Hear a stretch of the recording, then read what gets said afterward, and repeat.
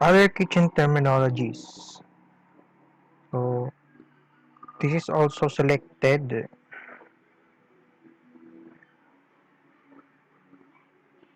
So these are the kitchen terminologies that uh, di ko pa alam or hindi ko alam. So, ito. First one is al dente. So, al dente is an Italian term used to describe pasta that is cooked until it offers a slight service to the bite. Uh, you can see in the picture this one. No, this one. This sample of a cooked pasta, al dente pasta. Alright. So next, baste. Baste. Baste is to moisten foods, moisten foods during cooking with pan drippings or special sauce to add flavor and to prevent drying. Uh, you can see on the picture also how the baste works. Baste cooking. Uh, so here's the sauce. And during cooking, ang sauce ibabrush siya to moisten and to prevent drying, to add flavor. Mm. Next, Maserati. Maserati to let is to let food, principally fruits, dip in wine or spirits, usually crush, crush or rum. I didn't know how to pronounce this one. So kirch and or rum. Oh, so you can see on the picture also the strawberry uh, gindip or ano niya ato strawberry na binutangan in wine to smoothen the fruit.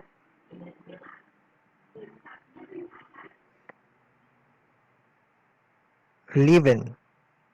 Leaven is to add leavening.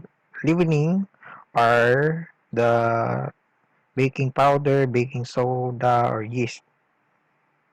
So, leaven or leavening are the baking powder, baking soda, or yeast. So, leavenings, to add leavening to a cake or bread to make it rise. So, ano itong leaven? To add leaven. Next, appoint. Appoint is a cooking until the ideal degree of doneness, often referring to meat as medium rare.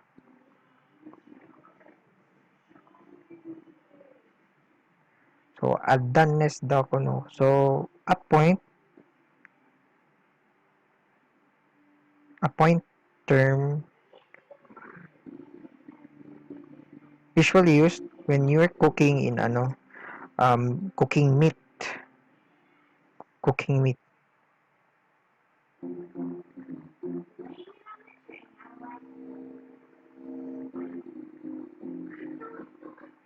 A meat offering to meat.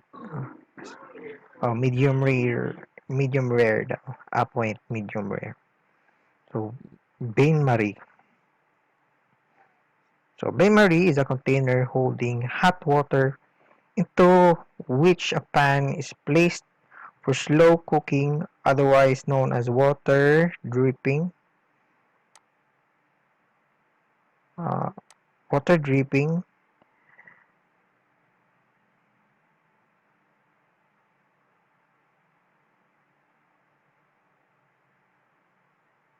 water, sorry. So, a bain marie is a container holding hot water into which a pan is placed for slow cooking, otherwise known as a water bath or double boiler. So, as you can see in the picture, there is a container in the stove and with some water, hot water, boiling hot water, boiling hot water, and another container with some chocolate. So this chocolate is melting slowly and until it becomes liquefied.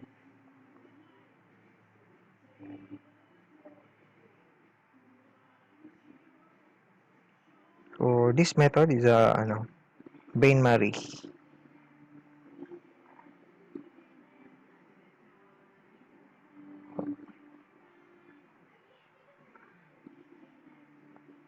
Also, you can also see in this picture bain-marie machine. So this bain-marie machine, so these are the containers, the foods. Dito linalagay yung mga pagkain and the lower in this in on the middle inside dyan ilalagay yung tubig. So when pag inon na ito, magkakaroon na ng steam and the food will be cooked slowly at kakaroon ng heat. So next is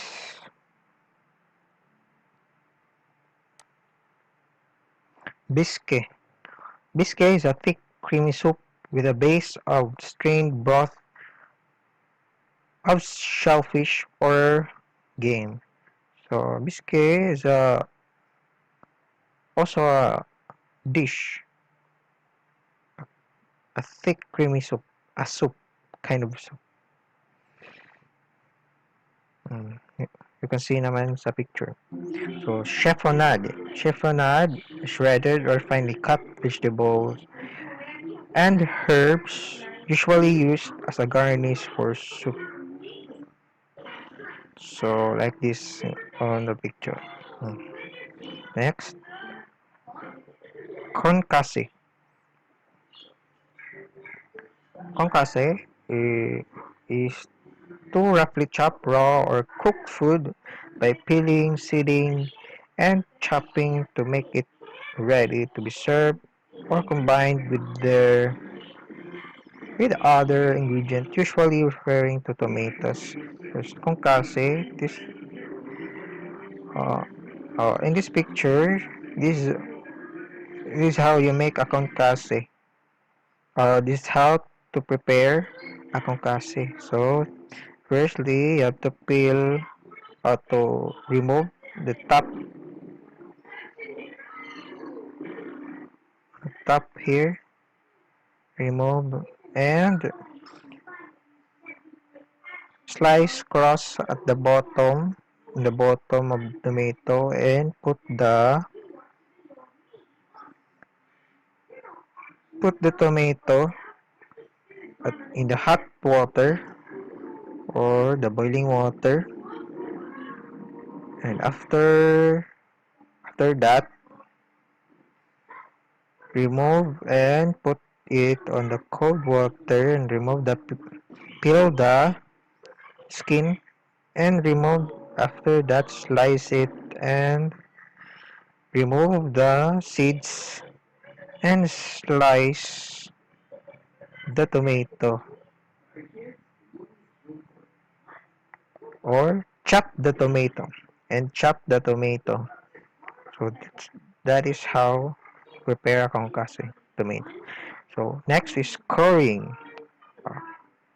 Coring is a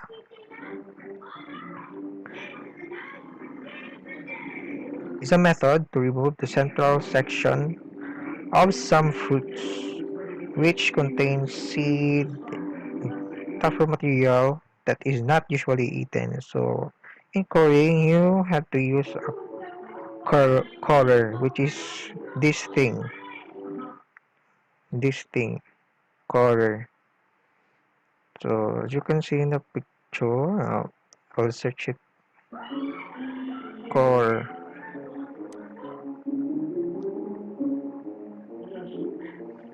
So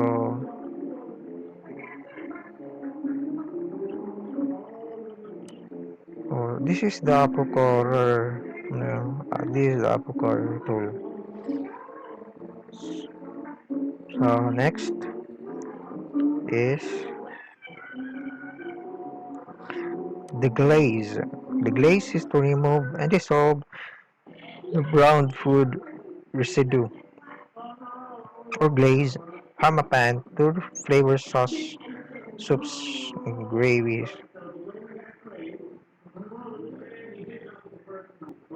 Iagin the glaze yet to make it a sauce. So parang ganun ay search kita. Deglaze.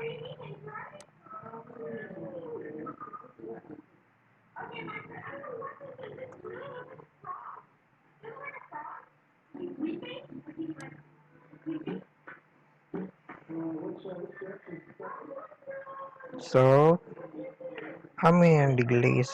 So, kita-kita ng video.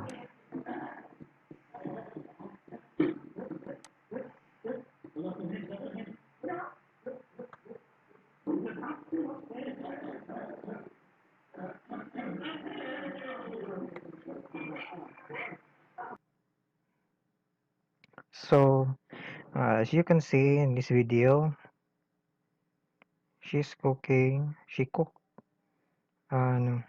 chicken. So, after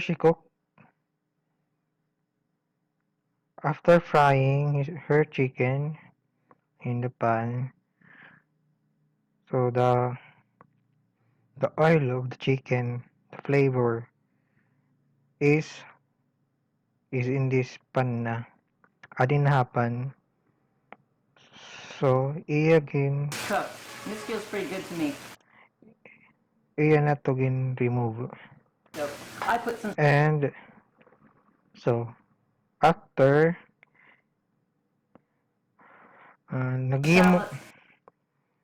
nagdedeglaze na hiya. So ang iya pag himo in sauce deglaze.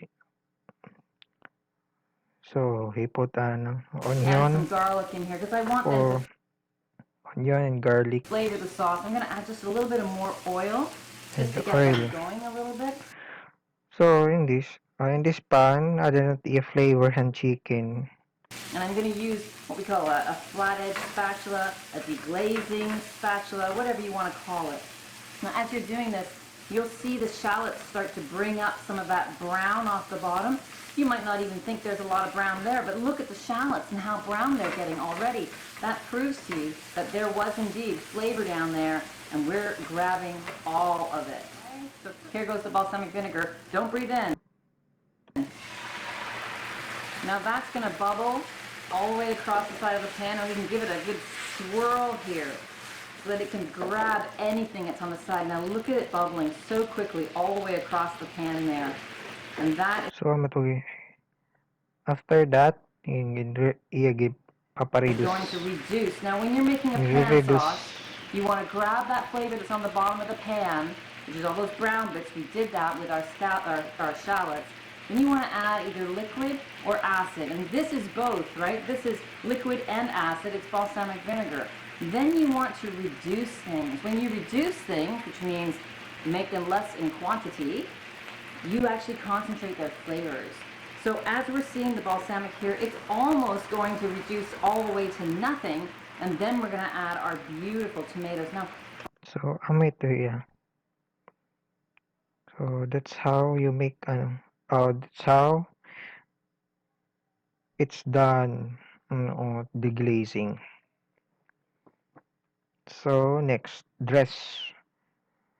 So, dressing. Dressing is to put oil, vinegar, salt, or other toppings on a salad or other food. So, ito. Oh, that's it, dressing. Immenser. Immenser. So, immenser is to slice thinly, similar to julienne style, but not as long. So, as you can see in the picture, that's how immenser sliced. Immense. So, Frenching. So, Frenching is the process of removing all fat, meat, and cartilage from rib bones on a rock roast by cutting between the bones with a sharp paring knife, often referring to lamb and beef or pork rib. So, as you can see, mm, this is how you do it. Oh, I'll search it here. The method of Frenching. Steps of how to French a lamb.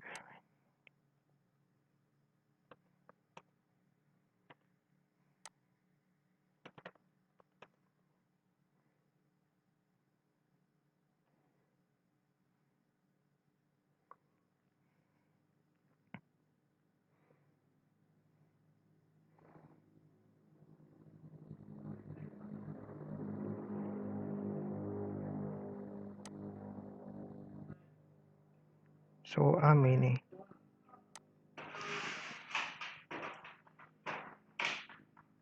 And next is jacquarding. Jacquarding is the process of poking holes into the muscle of meat in order to tenderize it, also known as needling. So that is how you jacquarding. And this is the jacquard tool. And next one is mise en place. Mise en place, uh, the preparation of ingredient such as dicing onions or measuring spices before starting cooking. So this is how you do mise en place. You have to prepare all the ingredient first. Slice the ingredient. For, hmm. Oh, that's it. So that's all.